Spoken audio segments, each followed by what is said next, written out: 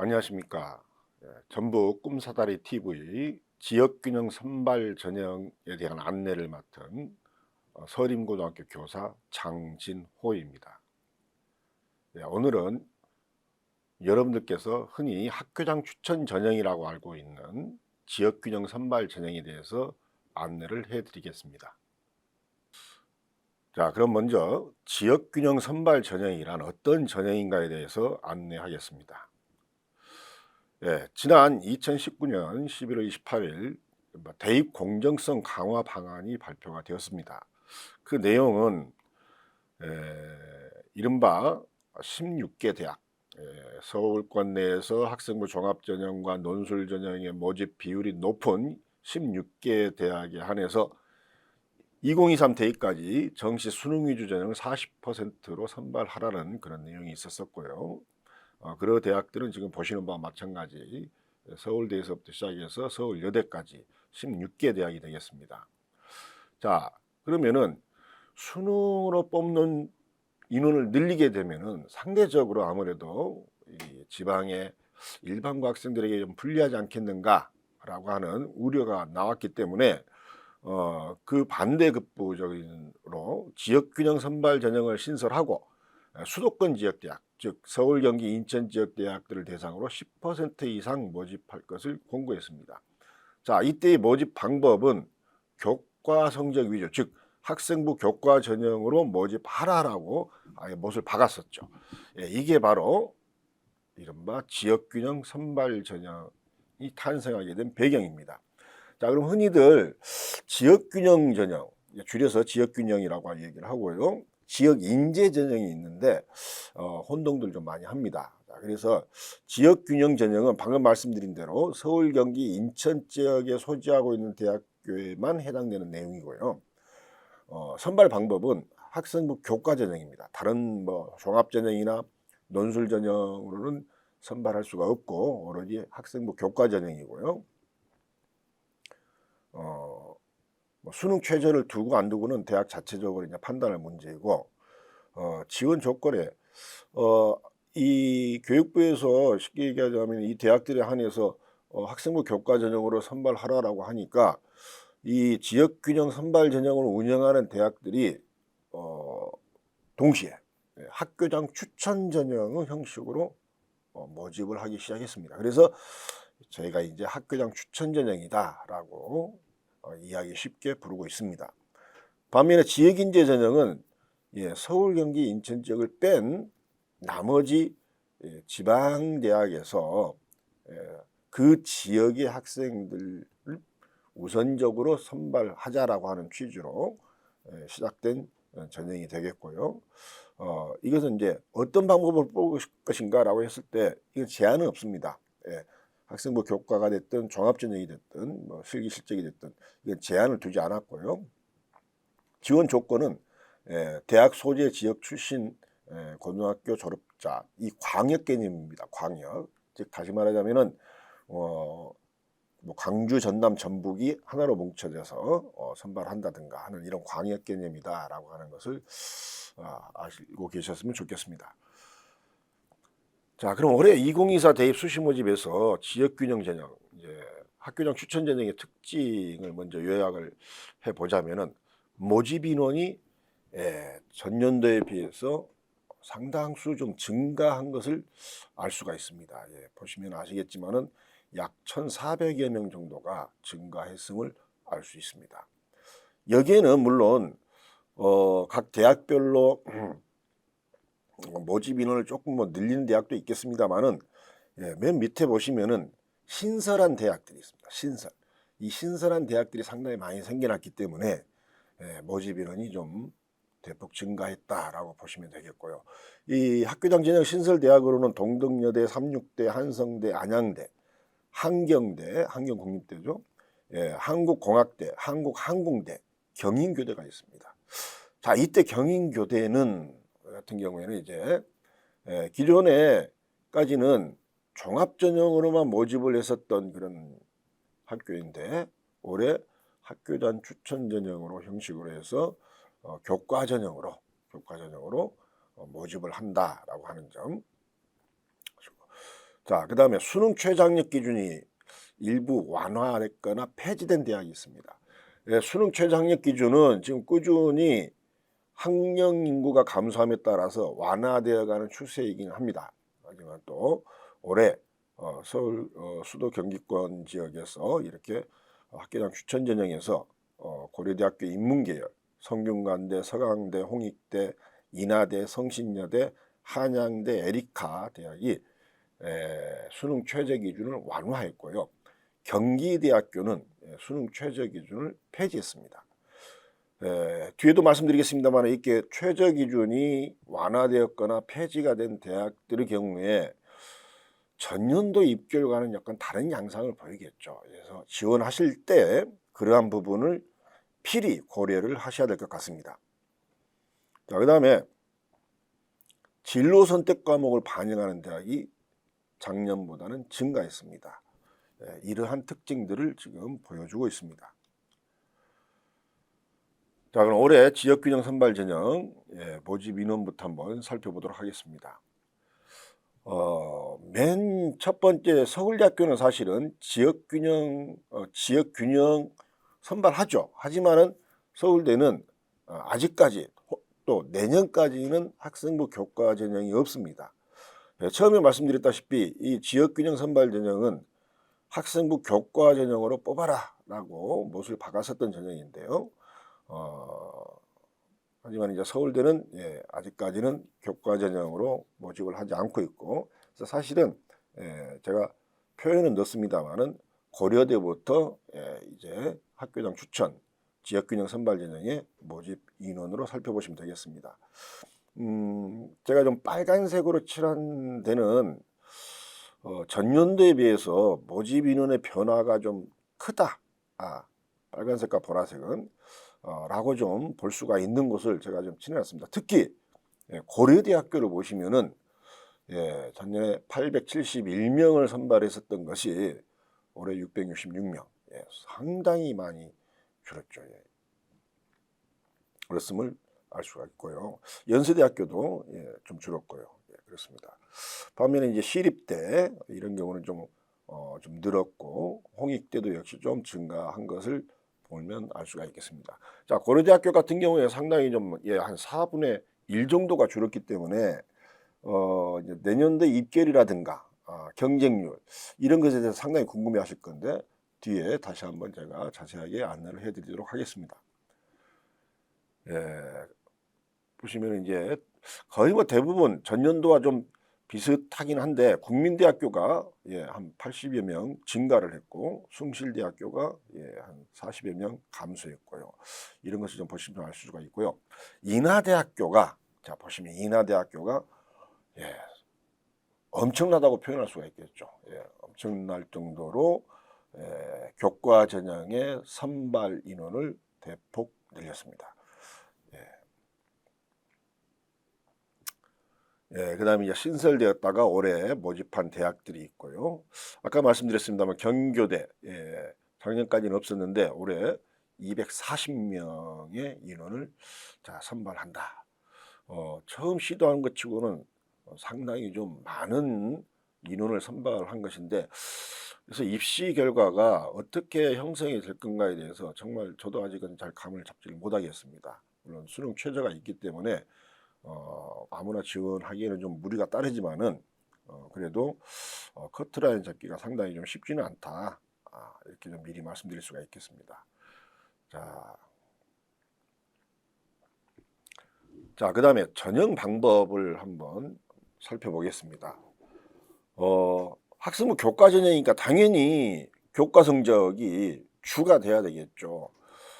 그래서 46개 대학 중에 서울, 경기, 인천 지역에서 올해 수시 모집에서 이른바 지역균형 선발 전형으로 모집하는 대학이 46개 대학인데 그중에서 교과 100, 다른 거 일체 없이 뭐 출결도 반영하지 않고 서류도 반영하지 않고 면접도 없이 그냥 교과 내신 성적을 1차 선발 기준으로 삼는 곳이 31개 대학입니다. 한양대를 비롯해서 대부분 대학들이 하고 있죠. 비율로 치면은 거의 뭐 70% 가까이 되는 것을 알 수가 있고요.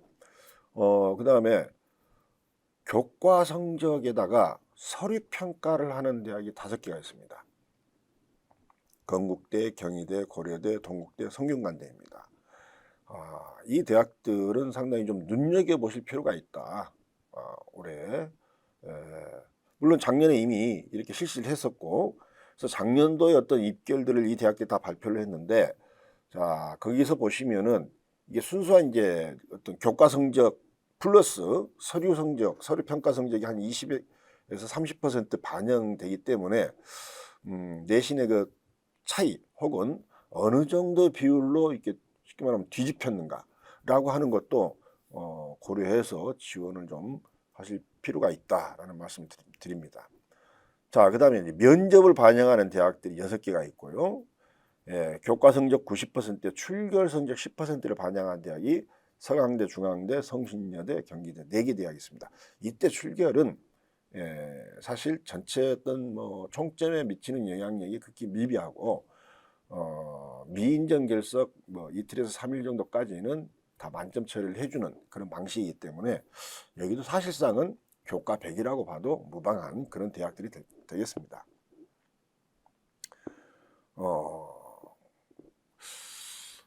어떻게 따지자면 가장 중요한 부분이죠.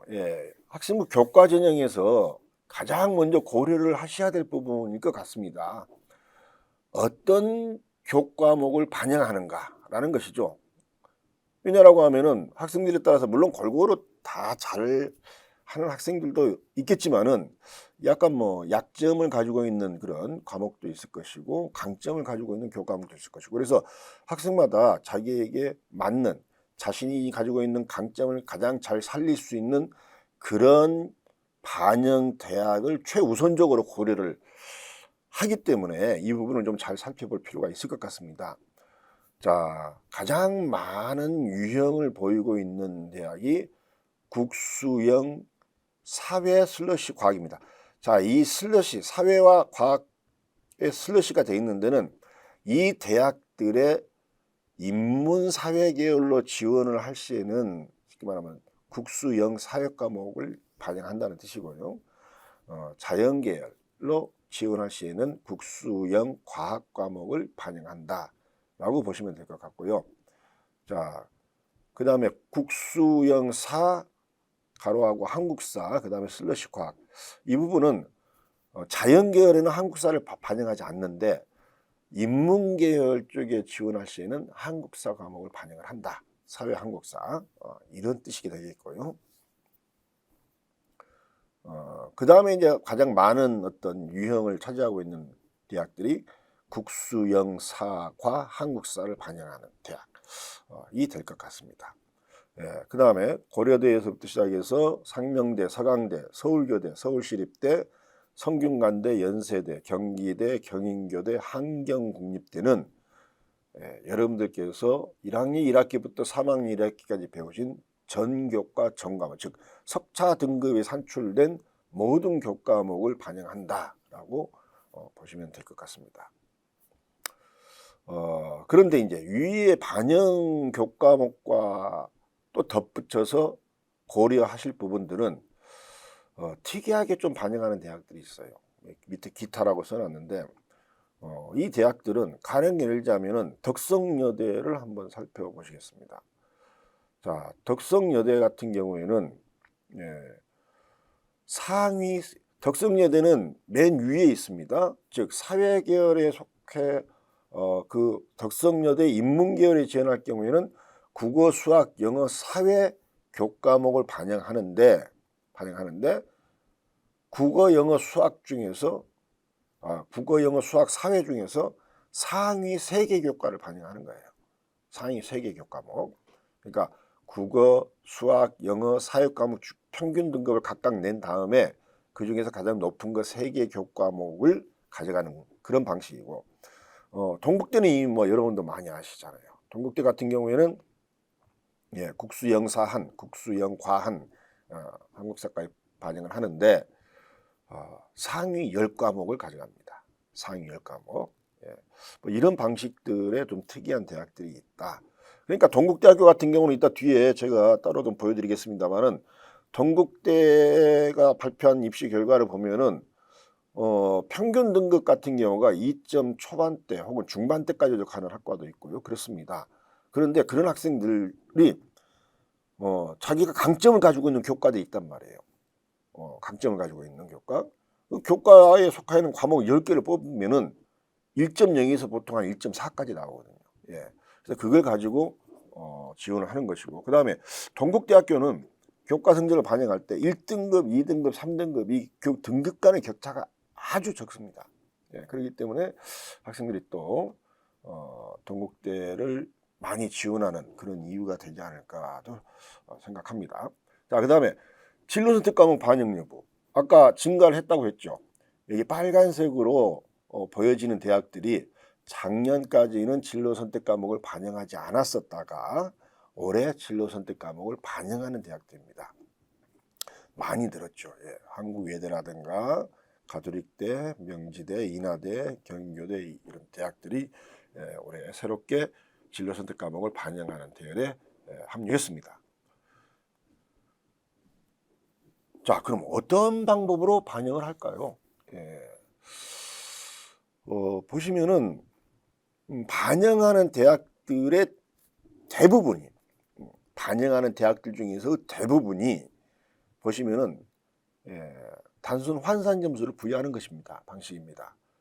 무슨 말씀이냐면은 1등급이면은 뭐 5점, 아니 A면은 성취도 A면 진로 선택 과목 성취도 A면은 1등급, B면은 뭐 3등급, C면은 5등급 뭐 이런 방식, 혹은 점수로 A면은 뭐 5점, B면은 3점, C면은 1점, 이제 이런 방식으로 해서 적용한다는 얘기죠. 그런데 이제 그다음에 건국대와 성균관대는 아까 말씀드렸습니다만은 서류를 반영하는 대학들이에요. 서류를 반영하면서 정성평가 부분에 들어가 버리기 때문에 특별하게 따로 진로 선택 과목을 점수화해서 반영하지는 않겠다, 이렇게 발표한 대학이고요. 약간 반영 방법이 특이한 대학이 고려대학교와 서강대입니다. 여기는 성취도별 비율을 반영하는 걸로 제가 보통 안내를 드리는데요. 고려대는 작년하고 좀 바뀌었습니다. 바뀌었는데요. 보시면은 한마디로 얘기하면 작년까지는 고려대학교하고 서강대는 A, B, C 각각의 성취도별 비율이 있습니다. 그러니까 A를 맞은 학생이 그 과목 수강자 중에 전체의 몇 %냐, 이런 걸 나타내주는 성취도별 비율이 있는데 그 비율에 따라서 점수가 달라지게끔 환산식이 그렇게 되어 있거든요. 작년까지는 그렇게 했는데 서강대는 올해도 그렇게 갑니다. 밑에 부분에 나와 있는 것이 서강대학교 어떤 산출 방식인데요. 위에 고려대학교가 올해 바뀌었어요. 어떻게 바뀌었느냐라고 하면은 A면은 무조건 다 1등급 줍니다. 성취도별 비율이 A를 맞은 학생이 10%가 됐든 40%가 됐든 60%가 됐든 간에 그건 관계하지 않겠다, 따지지 않겠다. A는 무조건 2등급을 주겠다. 그 다음에 B와 C는 이제 작년처럼 성취도 비율에 따라서 약간 달라지게 나오는 방식을 적용을 합니다.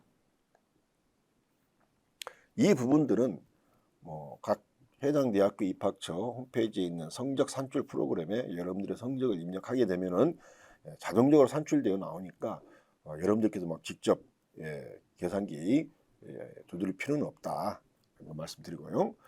대입 정보 포털 어디 가에도 역시 이렇게 자동적으로 계산돼서 나오니까 여러분들께서 나중에 수시 상담을 받기 위해서라도 어디 가에 본인들의 성적을 입력해 두시면 훨씬 편리하게 사용하실 수가 있다라고 하는 점 말씀드립니다. 이 지역균형 선발 전형은 학교장 추천 전형의 형식을 띈다고 했었습니다.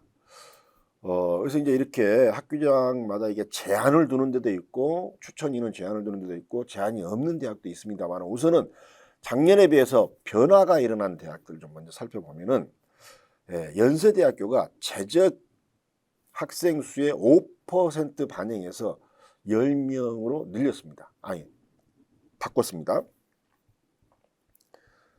자, 작년까지는 제가 보통 이제 스카이 했었을 때 서울대학교 지역균형 학교당 2명, 2명 추천이고요. 고려대학교 4%, 연세대학교 5%. 예, 그렇게 봤었을 때에 재적 학생 수가 200명이라고 한다면 20명까지는 20명은 이 서울대, 연세대, 고려대 추천 인원에 포함이 됐었죠.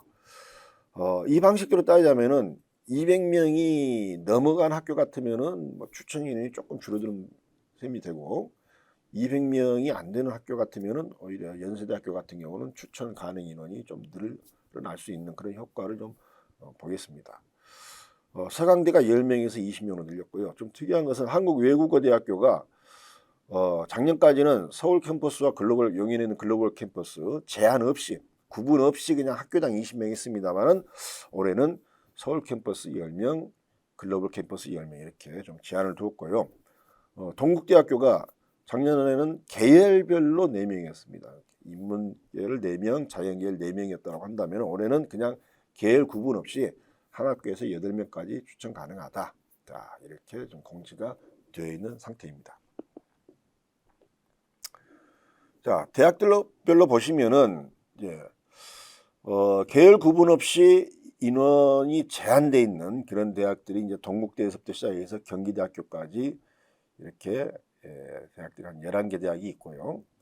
비율로 제한하는 대학, 비율로 뭐 4%냐, 뭐 5%냐 이런 식으로 10%냐 비율로 제한하는 대학들이 6개 대학이 있습니다. 경희대, 고려대, 서울교대, 성균관대, 한양대, 수원대 이렇게 있고요.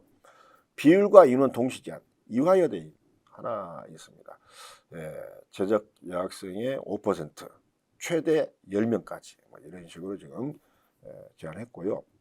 그 외 대학들, 가톨릭대에서부터 시작해서 한양대, 에리카까지는 인원 제한을 두지 않고 있습니다. 그런데 이제 인원 제한, 뭐 어느 몇 명까지 추천을 받을 수 있냐 이것도 살펴봐야 되겠지만은 우리 재학생들 같은 경우에는 졸업생하고 또 경쟁을 할 수도 있고 그러다 보니까 대체 어느 졸업 연도까지 추천이 가능한가 이것도 좀 관심사일 것 같습니다. 자, 보시면은요 재학생만 추천 가능한 대학이 작년에 5개 대학에서 올해 고려대학교가 포함이 됐습니다. 고려대학교는 작년에까지는 졸업생도 추천이 가능했었는데 올해는 재학생만 추천 가능하도록 했습니다.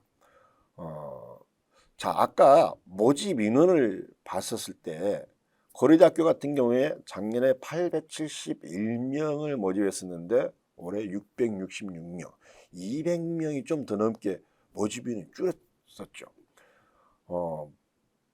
거의 4분의 1 정도가 없어진 셈인데 그러면은 경쟁률이 상당히 좀 높아지지 않겠는가 이렇게 또 생각해 보실 수가 있겠습니다만은 자, 먼저 이 부분 졸업생들이 올해부터는 추천을 받지 못하는구나, 재학생들만의 리그가 되는구나, 이게 경쟁률에 있어서 팍 늘어날 부분들을 어느 정도 잡아주는, 끌어내려주는 효과를 가져올 것이다. 작년에 고려대학교가 발표한 작년의 입시 결과를 보면은 작년에 지원자의 한 11%에서 12% 그 사이 정도에서 졸업생들이 지원을 했었다고 합니다. 추천 전형 같은 경우에 일단 그만큼의 인원은 올해 못 들어오게 되는 것이죠. 자, 그다음 제가 이제 졸업 연도를 써야 되는데 헷갈리니까 그래서 그냥 편의상 재수생, 삼수생, 사수생 이렇게 좀 구분을 했습니다. 좀 양해를 좀 해주시고요. 재수생까지 가능한 대학이 지금 이렇게 있고 지금 색깔이 좀 변한 데는 바뀐 대학들이에요. 바뀐 대학들. 그래서 삼수생까지 했다가 재수생으로 내렸다든가 하는 이런 부분들. 이 부분은 뭐 우리 재학생 여러분들한테는 크게 적용되지 않을 것 같으니까 한번 쭉 눈으로 한번 살펴보시면 될 것 같습니다. 그래서 이 부분에 있어서는 고려대학교가 작년에 비해서 올해는 재학생만 추천이 가능하구나 라고 하는 점 부분만 일단 확실하게 좀 알아주시면 좋을 것 같고요. 그래서 이제 이렇게 수능 최저 기준과 추천 인원 제한 부분을 이렇게 나눠보니까 자, 대충 이렇게 좀 구분해 볼 수가 있었습니다. 예. 최저 학력 기준을 적용하면서 추천 인원을 제한하는 대학, 그 다음에 최저 추천 인원을 제한하면서 수능 최저를 미적용하는 대학. 예, 명지대가 빨간색인 것은 아까 수능 최저가 폐지가 됐다고 했죠, 올해. 그래서 이제 빨간색으로 좀 제가 칠했고요. 예. 자, 그래서 수능 최저 학력 기준을 적용하지 않는 대학들을 보시면은 자, 눈에 띄는 대학들 있죠. 연세대학교, 한양대학교, 동국대학교, 이화여대 이런 대학들은 수능 최저를 적용하지 않습니다. 이건 뭐 올해만 그런 것이 아니라 지금까지 계속 그렇게 뽑아왔었죠. 선발해 왔었죠. 자, 이런 부분을 한번 살펴보시면 좋을 것 같고요.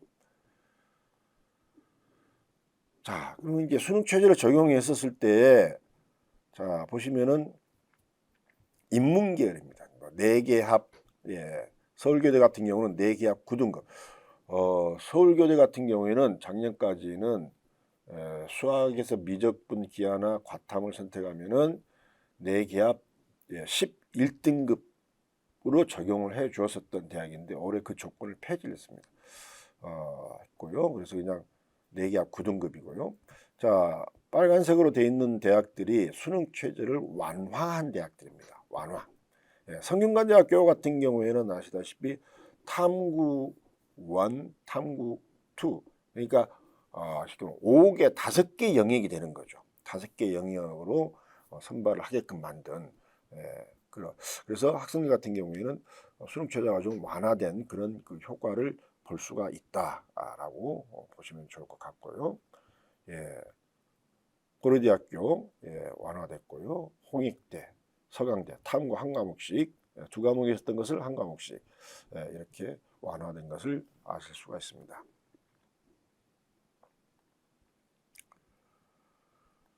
자, 수능 최저 기준을 제가 인문계열만 보여드리고 자연계열은 지금 보여드리지 않았는데 자연계열은 작년과 변화가 없습니다. 그래서 좀 완화된 대학들을 좀 한번 안내해 드리고자 인문계열을 좀 집중적으로 보여드렸습니다. 자, 아까 제가 말씀드린 고려대학교 학교 추천 전형 결과입니다. 자, 고려대학교가 발표한 부분인데 자, 보시면은 2022학년도와 2023학년도를 한번 보시면은 자, 뭘 보면 알 수가 있냐? 수능 최저 기준의 변화가 일단 있습니다. 자, 인문계열 같은 경우에는요. 인문계열은 2022 대입, 2023 대입, 그다음에 올해 꾸준하게 지금 완화가 되어 오고 있는 부분이 아실 수가 있습니다. 2022학년도에서는 세기압 5등급, 또 작년에는 세기압 6등급이었는데 올해 세기압 7등급이에요. 자연계열은 세기압 7등급 작년에 그대로 좀 가져오고 있고요. 자, 그러면 뭘 보시면 아실 수가 있습니까? 최저 충족률과 합격자 평균을 한번 비교를 해보세요. 2022학년도에서 2023학년도 인문계열 같은 경우에 또 자연계열도 다 같이 그때는 수능 최저가 1등급씩 완화가 됐었던 부분들인데 보시면은 일단 최저 충족률 자체가 꽁충 뛰었죠. 꽁충 뛴 것을 아실 수가 있고 합격자 평균도 다 낮아졌습니다. 그러면은 자, 올해 인문계열 같은 경우에 상당히 좀 지원하실 때 작년도의 입시 결과를 그대로 가지고 가서 그걸 기준으로 삼고 지원한다라고 하는 것은 상당히 좀 위험한 그런 판단이 될 것 같습니다. 판단이 좀 될 것 같고요. 그 부분을 좀 말씀을 좀 드립니다. 수능 최저계열 자연계열 또 제가 좀 해놨네요. 이 부분은 그렇죠. 성균관대 아까도 말씀드렸듯이 탐구를 한 과목씩 각각 별도로 반영하는 부분과 서강대학교가 탐구 한 과목 반영하는 거 바뀌는 부분도 자연계열에도 적용이 되기 때문에 자연계열 한번 잘 살펴보시기 바랍니다. 자, 전년도 한번 경쟁률 한번 살펴보도록 하겠습니다. 재작년도와 작년도에 이른바 지역균형 전형 경쟁률을 보시면은 뭐 특이하게 보이시는 대학이 좀 있고 어떤 대학이냐면 이제 건국대학교 같은 경우를 보시면 아실 수가 있습니다. 자, 건국대학교 같은 경우가 재작년에 우리 26.62대 1에서 작년에 10.49대 1. 수능 최저가 없기는 하지만 작년에 여기는 이제 서류 30%를 반영했었던 그런 대학이에요.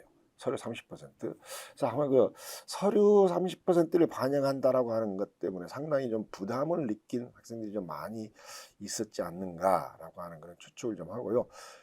경쟁률 자체는 재작년에 전체적으로 이 대학들만 놓고 봤을 때 11.64대 1에서 10.32대 1. 사실 이제 건국대 정도의 요소를 좀 빼면은 거의 같다라고 볼 수가 있죠. 그러니까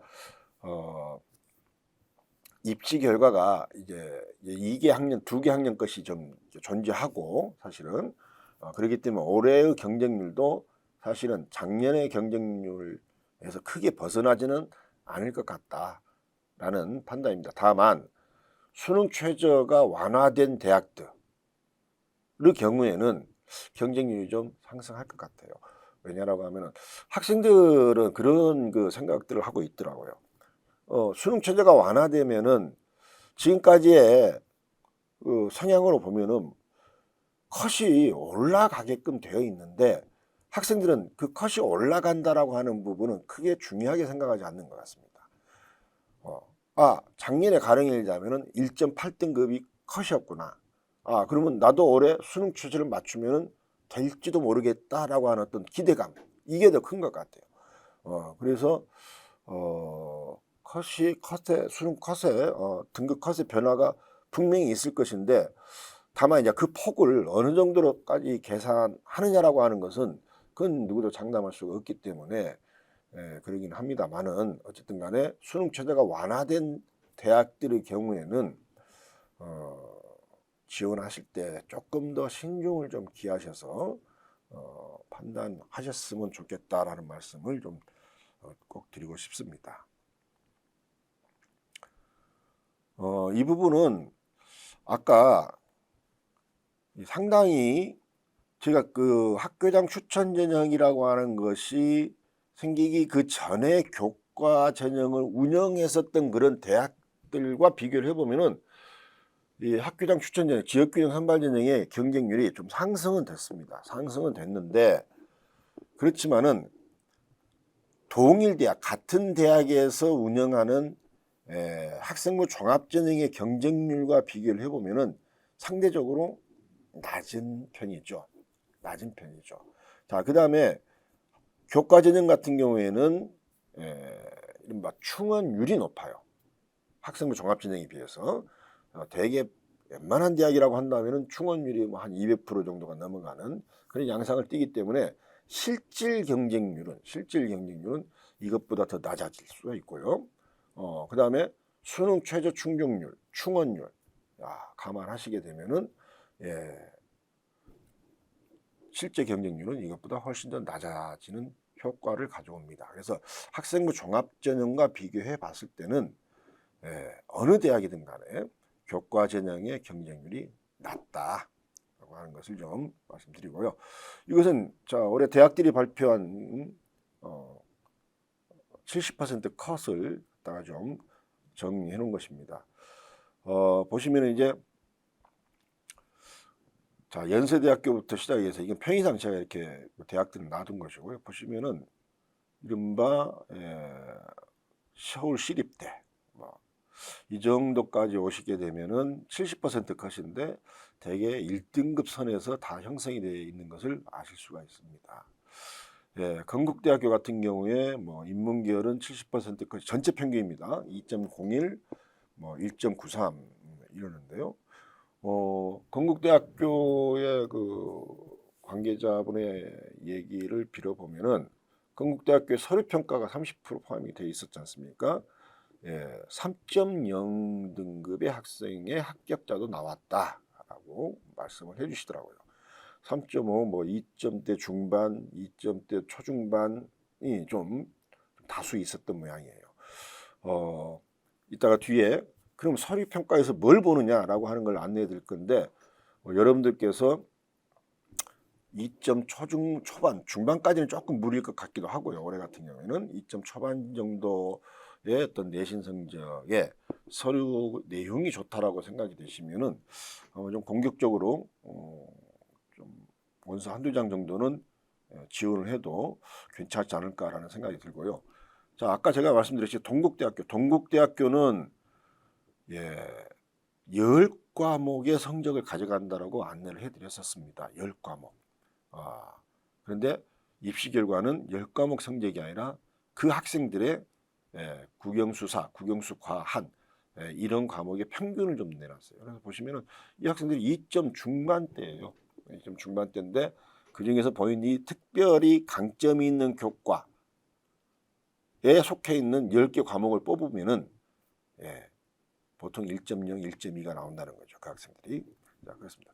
자, 그래서 꼭 확정적인 것은 아닙니다만 보시면은 대개 이제 라인이 구분이 된다라는 것이죠. 그래서 시립 때까지는 보통 1등급대에서 거의 다 컷이 좀 형성이 되어 있었을 것이고 그 다음에 건국대 이렇게 쭉 봤었을 때 2등급대로 가고 그 다음에 2등급 중반대에서 또 3등급 초반대까지 어떤 합격자가 나오긴 한다라고 하는 것을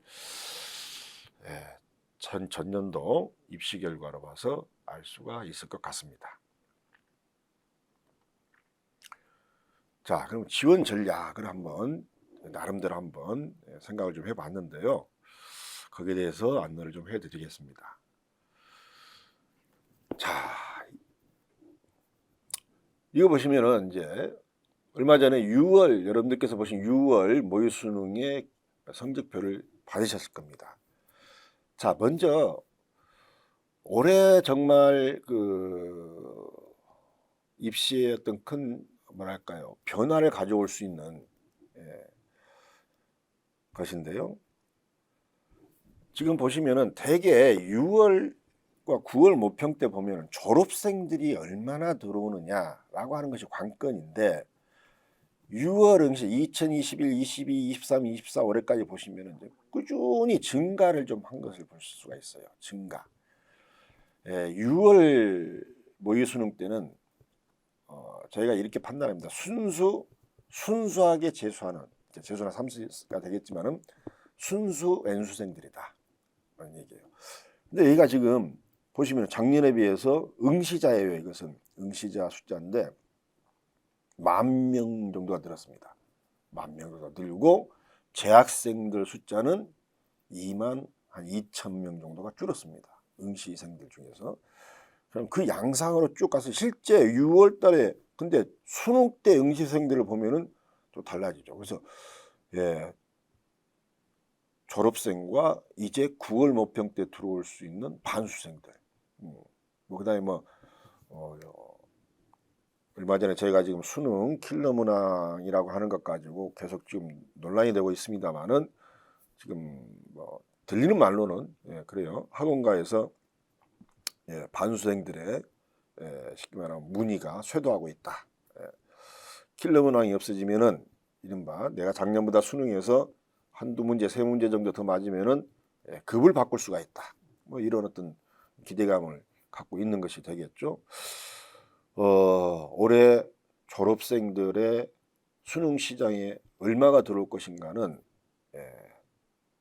장담할 수가 없는데 숫자는 장담할 수가 없는데 확신할 수 있는 것은 작년보다는 훨씬 많을 것이다 라는 것이죠. 이미 작년에 전체 수능 응시생의 30% 선을 돌파를 했었습니다. 올해는 지금 35%까지도 지금 얘기를 하고 있는 사람도 있더라고요.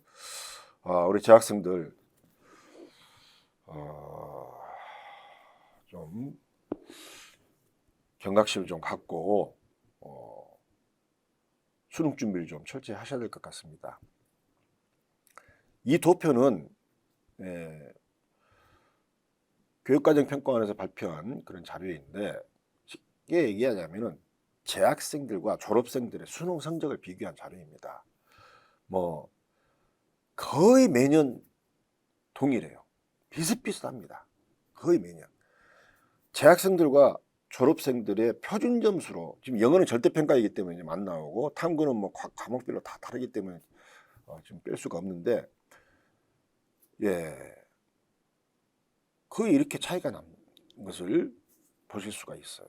그래서 표준 점수에서 십몇 점 이상 이렇게 차이가 난다. 우리 재학생들이 너무 좀 힘들죠.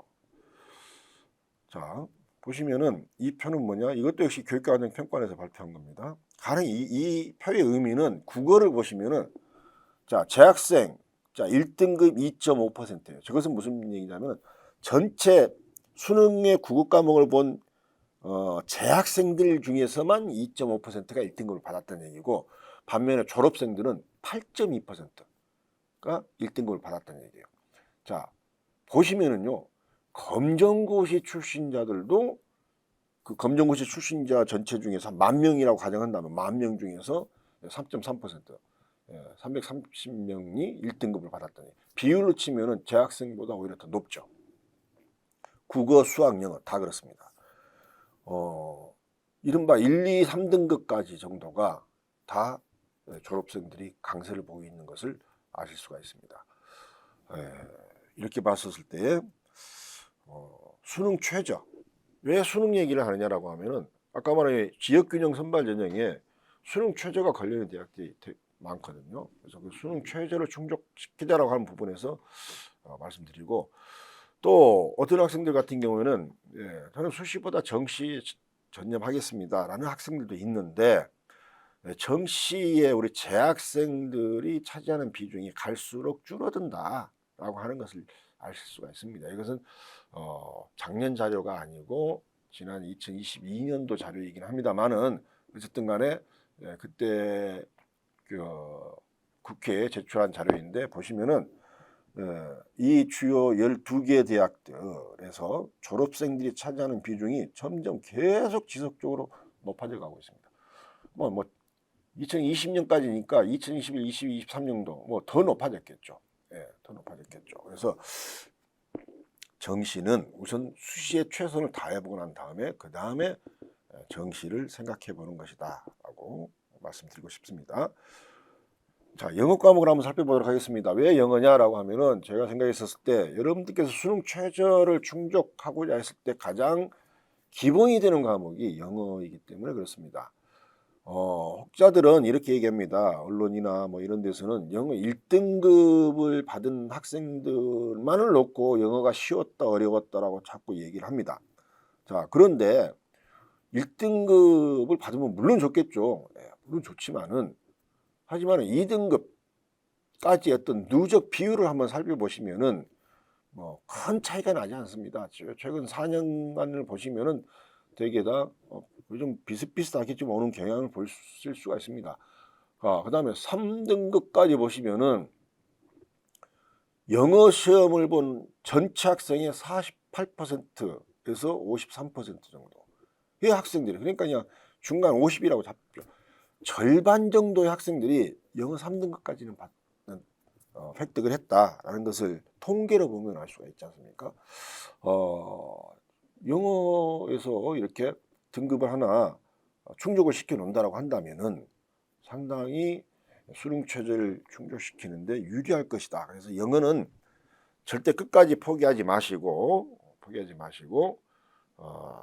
공부를 하셔야 된다라고 하는 거, 이미 여러분들께서 다 알고 계시겠지만은 제가 다시 한번 강조를 드리고요. 탐구 과목. 자, 보시면은요, 이것은 이제 학교장 추천 전형만 해당된 게 아니라 제가 이제 전국적으로 한번 조사를 한 것이 자료입니다. 자, 보시면은 전국을 따져봤었을 때도 학생부 교과 전형이나 혹은 학생부 종합 전형에서 의학계를 제외한 나머지 일반학과를 봤었을 때 탐구 2과목 반영하는 대학이 이게 몇 개 안 돼요, 사실은.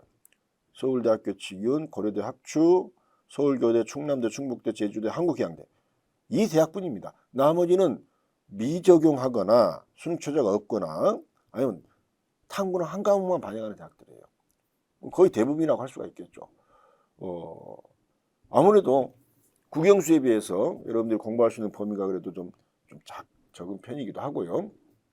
그렇기 때문에 제가 봤을 때는 영어와 탐구 한 과목 정도는 일단 기본으로 수능 공부를 좀 끝까지 하시는 게 좋겠다라는 말씀을 좀 드립니다.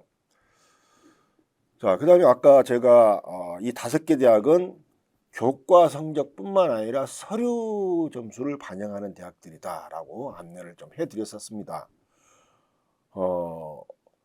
그럼 서류를 어떤 걸 반영하느냐라고 하면은 고려대학교 같은 경우는 20% 반영하는데 교과 이수 충실도예요. 교과 이수 충실도. 자, 잘 보세요. 이 충실도라고 하는 게 이제 고려대학교 수시모집 요강에 이제 가서 살펴보셔야 되겠습니다. 충실도에는 어떠한 것들이 들어가는가라고 하는 걸 보시면 아시겠지만은 쉽게 얘기하자면은 어떤 과목을 선택해서 잘 들었는가, 또 그 과목들의 성적은 어떠한가, 뭐 이런 부분들이 되겠습니다. 자, 그다음에 이제 공동체 역량으로 표현이 되어 있습니다. 30% 반영하는데 아주 세밀한 부분들은 모집 요강을 좀 참고를 해주시기 바랍니다. 자, 성균관대 정성평가 20%인데요. 다른 항목은 보지 않습니다. 다른 항목은 보지 않고 여러분들의 학교 생활기록부 6번 항목 이른바 교과학습 발달 상황에 나와 있는 성적과 세부 능력 특기 사항을 종합적으로 평가하겠다라고 되어 있고요. 자, 경희대학교 역시 30% 반영하는데 교과 성적과 세특입니다. 교과 성적과 세특. 자, 그런데 학업 역량 50%, 진로 역량 50%예요. 자, 학업 역량, 진로 역량, 공동체 역량이 있는데 경희대학교는 공동체 역량은 보지는 않겠다는 거예요. 그래서 학업 역량, 뭐 성취도, 그다음에 특별히 뭐 뒤떨어진 과목들이 있는가 없는가 이런 과목들, 이런 내용들이 주를 이룰 것이고요. 주요 교과목의 성취도는 또 어떤가 이런 거 될 것이고 진로 역량 50%, 전공 관련 교과목의 성적은 어떻게 되는가, 또 그 전공 관련 교과목에 필요한 과목을 선택해서 이수했는가, 그 과목들의 성적은 어떻게 했는가, 위계가 맞냐 어쩐, 뭐 이런 부분들을 살펴보겠다는 것입니다. 자, 건국대학교.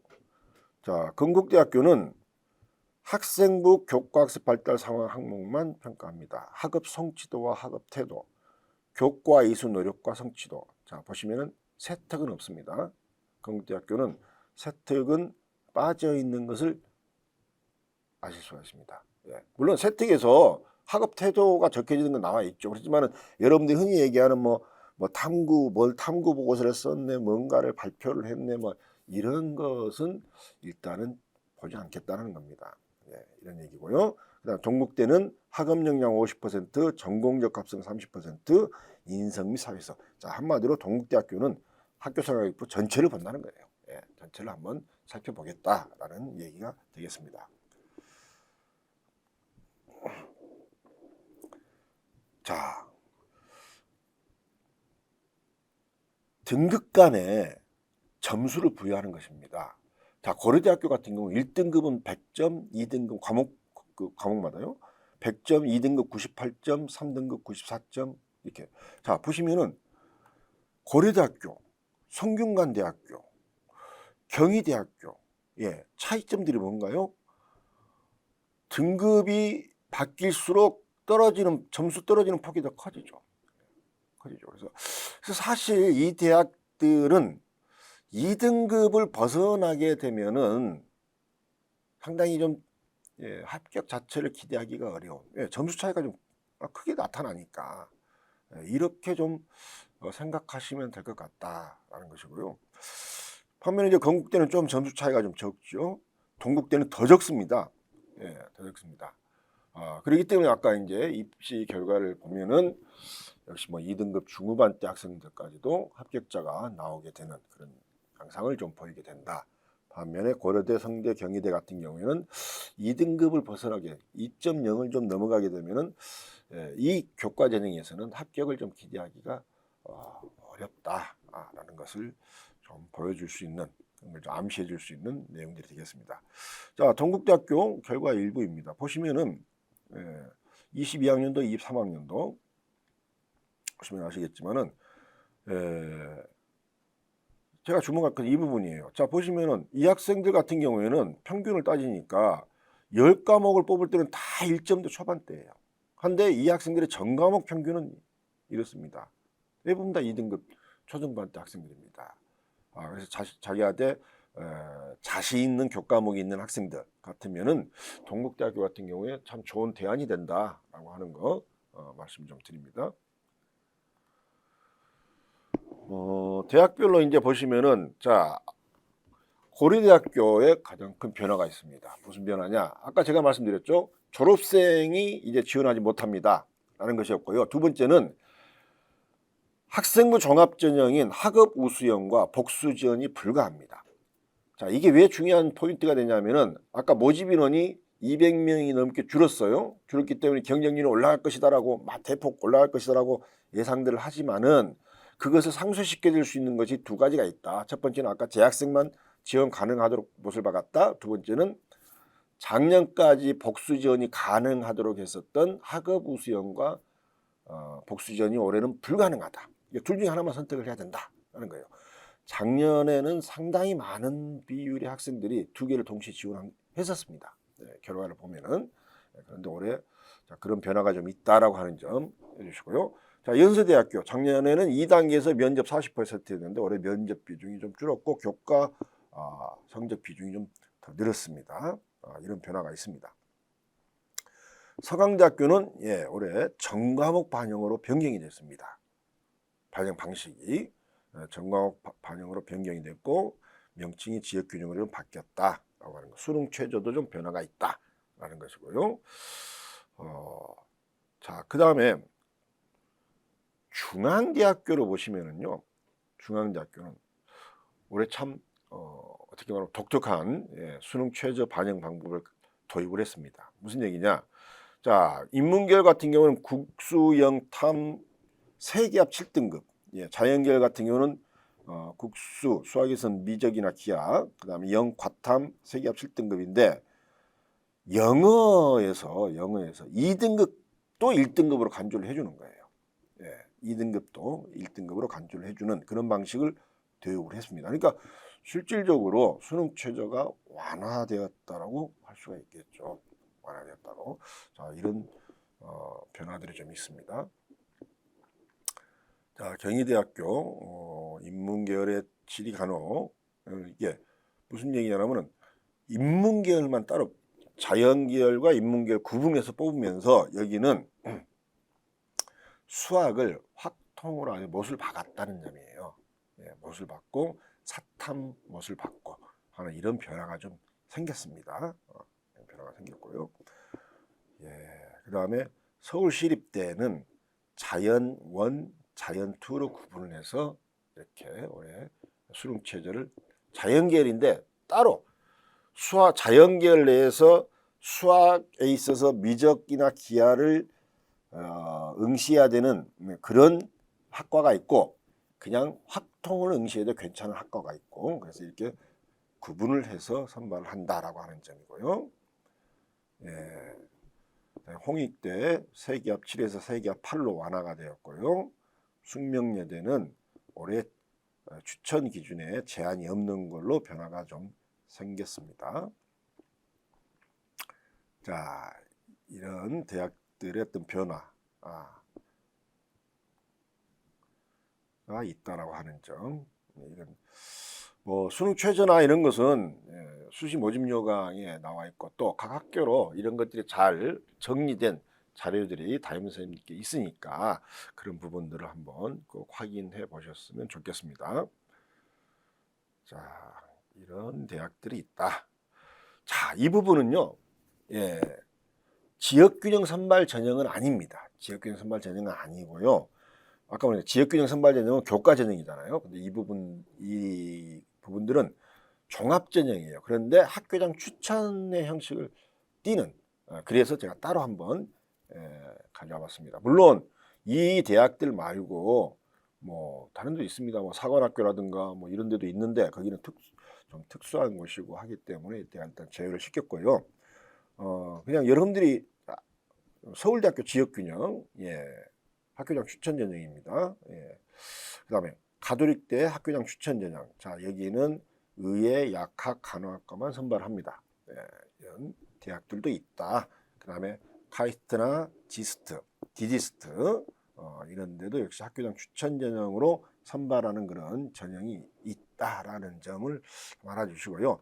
특히 카이스트나 디지스트는 선발 방법에서 작년까지는 단계별 선발이었습니다. 단계별 전형이었는데 올해는 일괄 그냥 서류로만 면접이 없다는 얘기죠. 이 전형들은 면접 없이 서류와 학교 생활기록부와 자기소개서 그다음에 또 요구하는 다른 서류가 있다고 한다면은 이제 그런 걸로만 가지고 선발을 하겠다라는 것입니다. 자, 수시 모집 요강에서 여러분들께서 꼭 확인해 주셔야 할 겁니다. 전년도 대비 주요 변경 사항 및 모집 단위와 인원을 꼭 확인해 주셔야 되고요. 전형 일정. 그러니까 만약에 쉽게 말하면 면접이라든가 이런 게 있다라고 한다면 겹치면 안 되잖아요. 있고 어떤 서류들이 혹시 뭐 따로 필요한 서류가 있는가 이런 것도 한번 꼭 봐주셔야 되겠고요. 지원 자격과 수능 최저학력 기준, 전형 방법, 전형 방법, 그 다음에 학생부 반영 방법. 간단하게는 제가 안내를 드렸습니다만은 좀 더 세밀하게 꼼꼼히 수시 모집 요강에서 확인을 해주셔야 될 것 같습니다. 자, 기본적으로 학생부 교과 전형은 다른 전형에 비해 경쟁률이 낮고 아까 보셨잖아요. 학생부 종합전형에 비해서 낮습니다. 수능 최저 기준 미충족자, 그 다음에 중복 다른 대학의 교과 전형에 같이 합격된 중복 합격자 등으로 인해 다른 전형보다 충원 합격이 많습니다. 자, 올해 고3 재학생이 좀 감소했습니다. 작년에 비해서 한 34,000 정도 줄어들었고요. 대신 또 교과 전형의 선발 규모는 확대가 됐고 또 일부 대학은 추천이 또 확대가 됐습니다. 그래서 전체적으로 놓고 봤을 때는 소폭일지라도 전년도보다 경쟁률이 완화될 가능성이 좀 높다라고 좀 저는 생각을 하고 있습니다.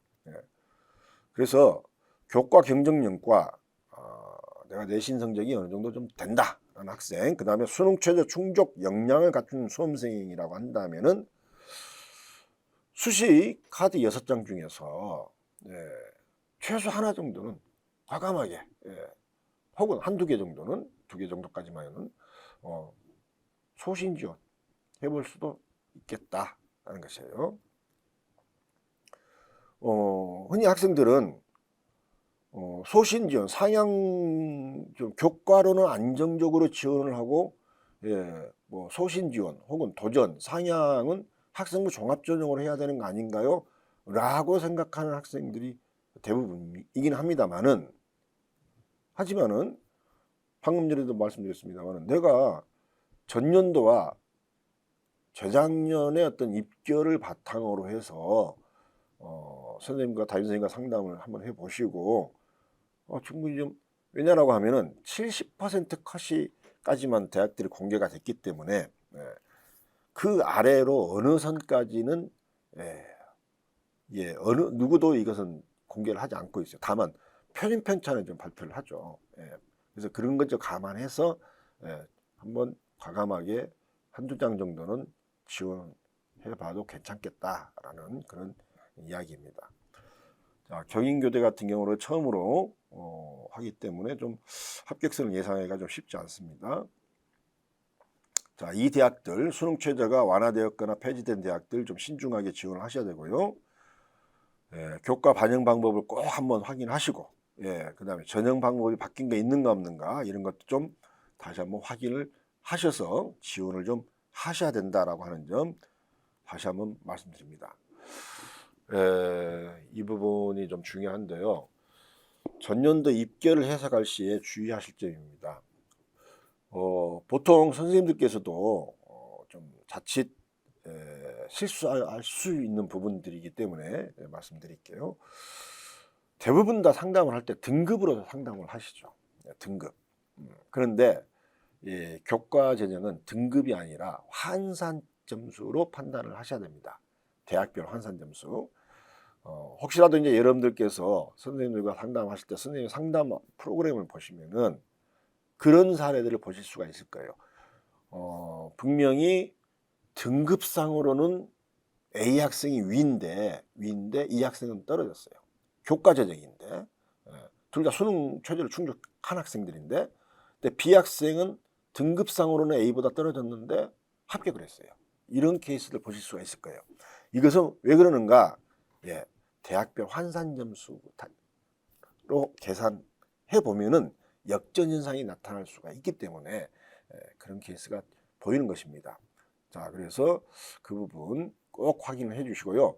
진로 선택 과목을 올해 반영하는 대학들이 많았었죠. 예, 전년도보다 등급 점수가 상승 가능성이 좀 있어요. 왜냐라고 하면은 뭐 일부 대학의 결과이긴 합니다만은 대부분 다 A를 맞은 학생들이거든요. 예, 90% 이상이 다 A. 뭐 경희대라든가 뭐 이런 데 입시 결과를 보면은 뭐 전체 지원자의 97, 98%가 다 세 개 다 A. 이렇게 나오니까요.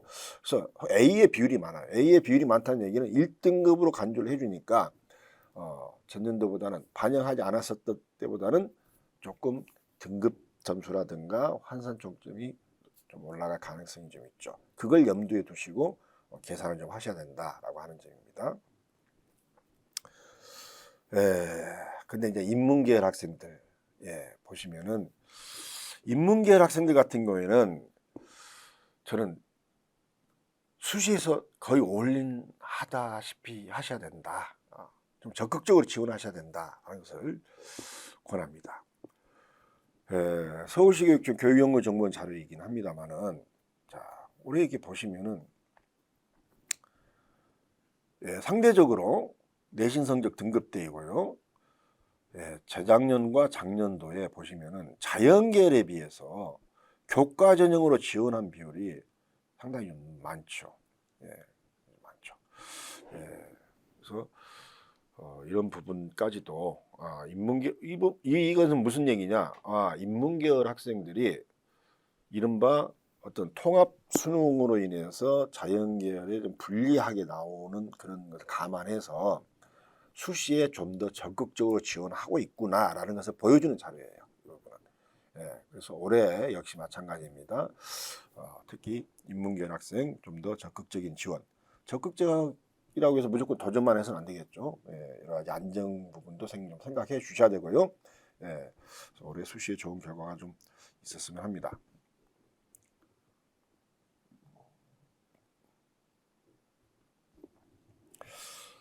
자, 나의 모의고사 영역별 백분위는 어떻게 되는가? 특히 6월 모의평가를 최우선 기준으로 삼았었을 때 백분위를 한번 살펴봐 주시라라는 거예요. 왜 그러냐라고 하면은요, 수시 지원 상한선입니다. 수시 지원 상한선은 내가 정시에 지원했다고 가정했을 때 합격할 수 있는 것보다 한 단계 위가 상한선이에요. 2단계, 3단계 이건 상한이 아닙니다. 그건 정말 그냥 수시 카드 한 장 그냥 버리는 거죠. 그러면은 왜 나의 모의고사 영역별 백분위를 알고 계셔야 되느냐? 자, 그 백분위를 추정으로 해서 내가 정시에 지원이 가능하고 또 지원뿐만 아니라 합격까지도 충분히 바라볼 수 있는 대학이 어디인가를 산출하셔야 된다는 거예요. 산출. 그래서 그 대학을 기준으로 삼아서 수시에 원서를 쓰셔야 된다라고 하는 점이고요. 다만 이럴 때 모의고사 백분위로 추정하셨을 때에 실제 수능에서는 아까도 봤었습니다만은 30%가 넘는 인원의 졸업생들이 들어온다. 그 졸업생들은 재학생들보다 점수가 훨씬 잘 나온다. 수능 점수를 잘 맞는다. 라는 점들을 염두에 두시고 모의고사 백분위를 어느 정도는 낮춰야 되겠죠. 낮춰서 좀 하시고요. 수시 때 어떤 전형이 가장 유리할까? 저는 오늘 지역균형 선발 전형, 즉 학생부 교과 전형에 대해서 말씀드렸습니다만은 교과 종합 혹은 논술도 있죠. 저희 전라북도 학생들은 뭐 그렇게 많이 준비를 하지 않습니다만 논술 전형도 있기도 하고요. 혹은 또 각 일반 전형뿐만 아니라 특별 전형, 즉 농어촌이라든가 뭐 사회통합에 해당하는 뭐 기회균형, 고른기회 여러 가지 어떤 전형들도 있기 때문에 그런 전형들 중에서 어떤 게 가장 유리한가라고 하는 것을 한번 고민해 보셔야 돼요. 여러분도 고민하시고 또 담임 선생님과 상담을 통해서도 또 고민하시고 한 번, 두 번, 세 번 지속적인 상담을 통해서 그래서 최종적으로 여러분들이 지원하실 수시카드 6장의 대학을 6개 대학을 선택하셔야 되겠습니다. 네, 지금까지 2024 대입 수시 모집에서 이른바 학교장 추천 전형이라고 불리우는 지역균형 선발 전형에 대해서 안내하였습니다. 수험생 여러분들 이제 수시원서 접수가 한 2달여 남았습니다. 아직 시간이 적게 남은 것은 결코 아닙니다. 충분히 자신의 부족한 점들을 보완해서 여러분들께서 이번 수시 모집에서 모두가 좋은 결과를 얻으실 수 있기를 간절히 기원합니다. 감사합니다.